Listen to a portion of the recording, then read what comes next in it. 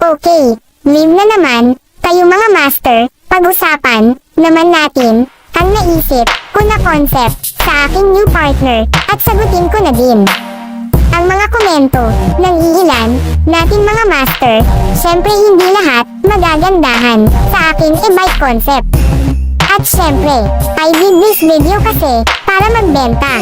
Joke. Pero may balak po talaga ko mga master. Naghahanap lang ako ng maayos na supplier. Pero nagbebenta na po ako ng mga accessories para sa bubong. Okay, i-share ko na din kung bakit ko nagustuhan. Bale mag 2 years na din siguro ako na naka-e-bike concept. Okay, let's go. Siyempre, alam naman natin na nagpauso ng kabubong ay ang mga master natin, shop rider, yung iba, tawag dito ay daddy concept, meron naman iba, bahay concept daw, para sa akin naman, para siyang e-bike.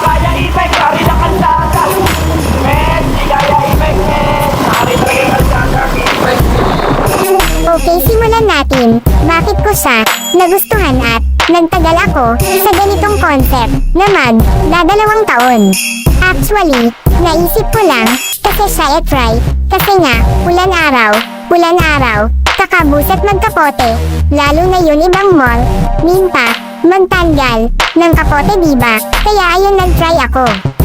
Kahit na, madami ako naririnig na side comment na keso, delikado nga daw. Pero para sa akin, nasa nagdadala yan.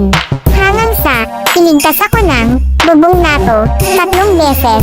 Kasi sa lugar ng GMM area, alam niyo naman, dami mga truck na makadaan lang basta-basta, pero di ko naman nila lahat. Yung iba, maka-shortcut lang, kahit maliit na daanan. Dadaanan talaga.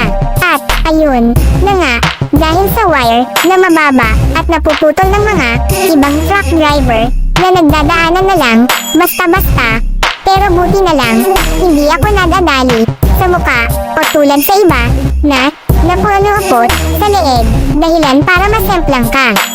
Siyempre, dahil yan sa e-bike concept ko. Na ang ilang napadaan dito, nagkasugat-sugat ang leeg at mukha matapos madali ng nakalaylay na kable. Humambalang sa intersection na ito ng madaling araw ang mga linya ng kuryente at telepono. Nasagi ang mga yan ng isang truck. Kasunod dito, sumabit sa mga linya ang isang motorsiklo. Sumemplang ito at nasugatan ng rider. Siyempre, nagustuhan ko na din talaga kasi nga, para din magkaroon ako ng speed limit. Siyempre, alam naman natin na hindi ka pwede basta magmabilis, masyado kasi masisira agad, unti-unti. Yun windshield, pero kung mayaman ka pwede naman magmabilis, basta alerto ka lang sa hangin. Pag naramdaman mo na nalakas ang hangin, magbagal ka na unti siyempre.